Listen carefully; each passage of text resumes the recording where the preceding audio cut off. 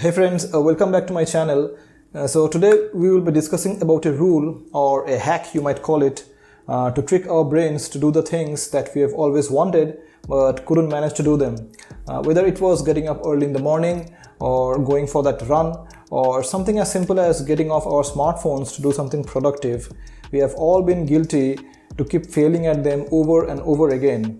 So let's break it down and see how using this rule we can achieve what we have always wanted to achieve. Whatever task we do in life can be based off of two factors.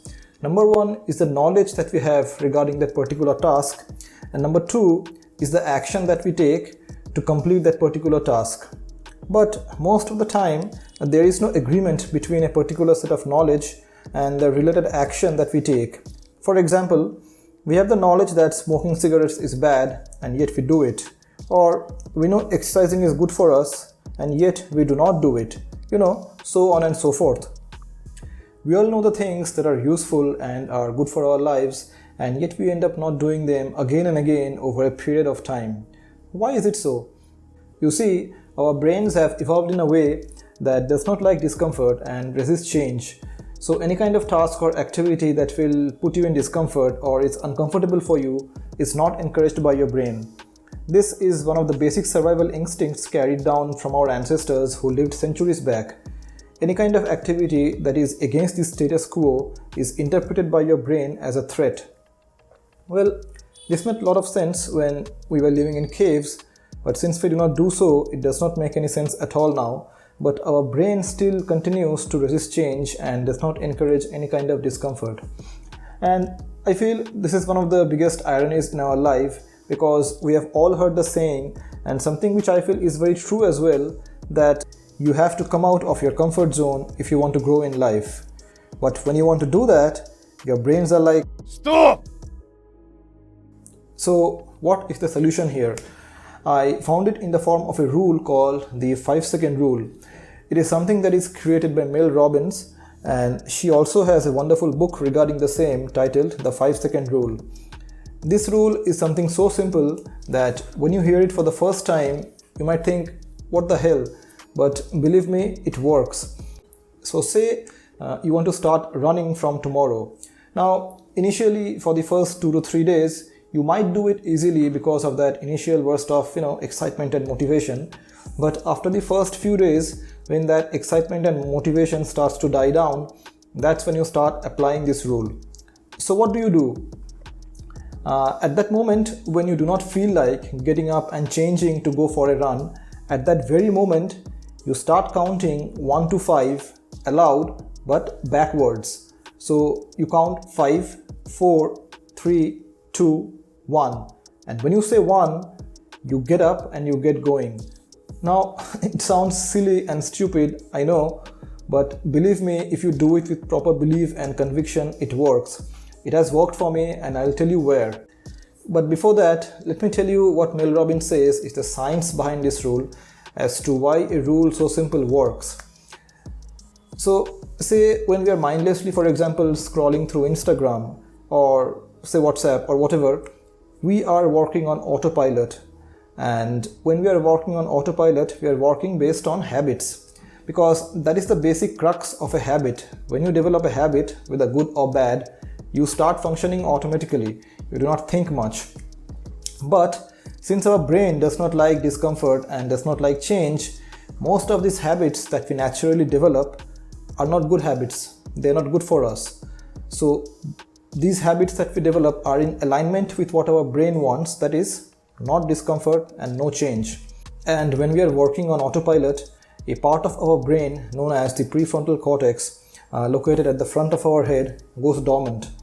And it is proven by research that it is this part of the brain that is responsible for executive functions.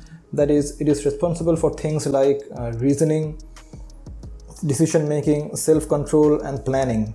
Now, what this countdown does is, it gives us a feeling of being in control, and that shifts the control back to the prefrontal cortex. So it basically activates the prefrontal cortex, and when you do that, you tend to take control and you tend to perform some positive action. So the countdown breaks the chain of activities that you are doing when you are in autopilot. And also when you say 1, it gives you a signal to get up and start doing something. It acts as an anchor point to your brain that when you say 1, you need to break away from whatever you are doing and start doing something else. So that is how it happens. Now, it obviously won't do magic for you and help you complete the activity all the way through, but this countdown will help you to get into the act of taking that first step. And when you do that for any particular activity, you are most likely to go ahead and complete it. For example, when you change your clothes to go for a run, you are very likely to actually go and do it. When you get up and stand up in the morning when the alarm rings, you are most likely to not go back to sleep. The crucial point is taking that first step, and this countdown helps you with that. And you won't have to keep doing this for the rest of your lives. So for one particular activity that you want to develop, if you do that positively for the first 15 to 20 times, that thing becomes a habit for you.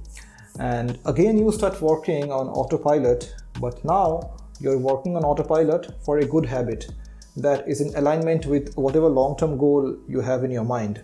So like I said earlier, one of the areas in my life where this rule has really helped me is getting out of bed in the morning when the alarm rings, which I've been trying to do like forever, but it did not work.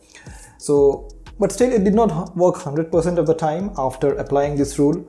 For example, before I applied this rule, my failure rate was around 85 to 90%.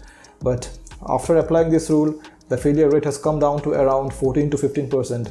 So maybe out of 7 days in a week, 1 or 2 days, I might not be able to get up, but for the rest of the day, I'm able to do it. And I just need to keep doing it until the act of getting up when the alarm rings at that particular point of time becomes a habit for me. Once it becomes that, I no longer need to keep applying this rule for this particular activity, because it will become natural for me to get up when the alarm rings at that particular point of time. It's that simple. So here is the action point for you from this video. Number 1, choose a particular habit that you have been willing to start for a long time. Number 2, select a particular time in a day when you want to do it. And number 3 is applying the reverse countdown. As that time approaches, and if you feel lazy or if you are procrastinating, do the reverse countdown, and as you say 1, break out of that loop and take that first step. Mel Robbins has also done a wonderful TED Talk where she talks about this rule. I'll put a link to that in the description below, and you should absolutely check that out. I hope you find this rule to be useful and it helps you to achieve whatever habit you wanted to develop in your life from a long period of time. So please subscribe to this channel. I make videos regarding tech, personal finance, and self-development. So if any of these categories resonate with you, this channel would be a wonderful place to keep yourself informed about any one of them. So that was it for this video. This is Arindam, and until the next one, see you and bye-bye.